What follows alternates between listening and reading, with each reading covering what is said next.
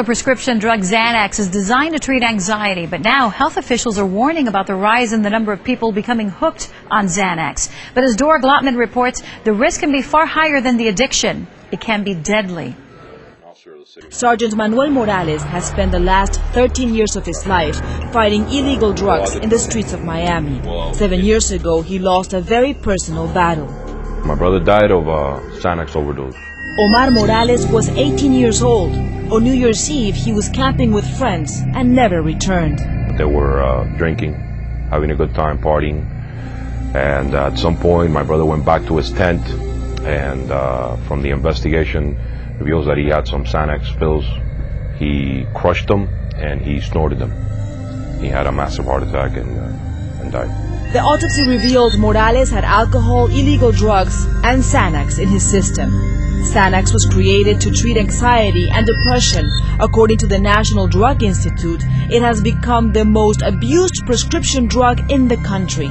This man discovered it after 26 years of cocaine abuse. At first, it's the perfect marriage. One makes you nervous, the other one relaxes you.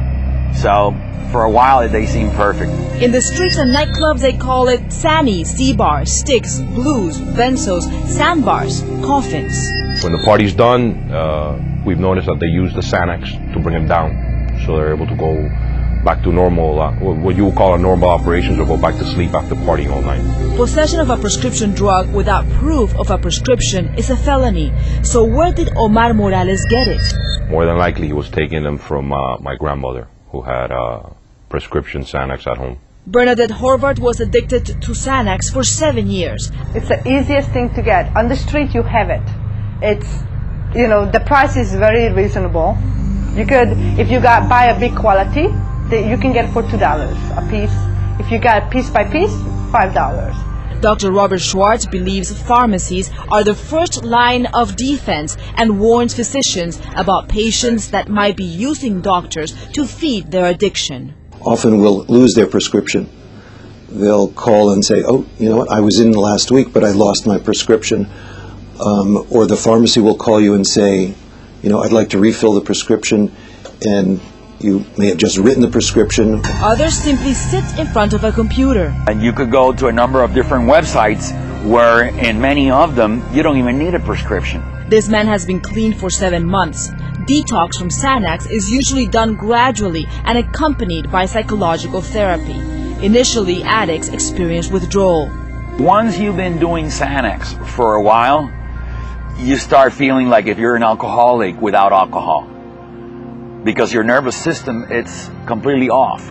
And you're shaking. More than 22,000 Xanax-related emergency room visits are reported annually in the United States. Some don't make it out alive. Why didn't I know?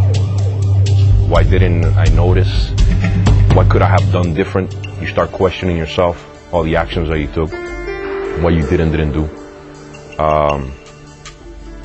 It's something that I don't wish on my worst enemy. If you or somebody that you care for might be suffering from this addiction or any type of addiction, you can call the National Substance Abuse and Mental Health Administration. That number 1-800-662-HELP. They can refer you to the nearest treatment center. Dora Glotman, NBC6.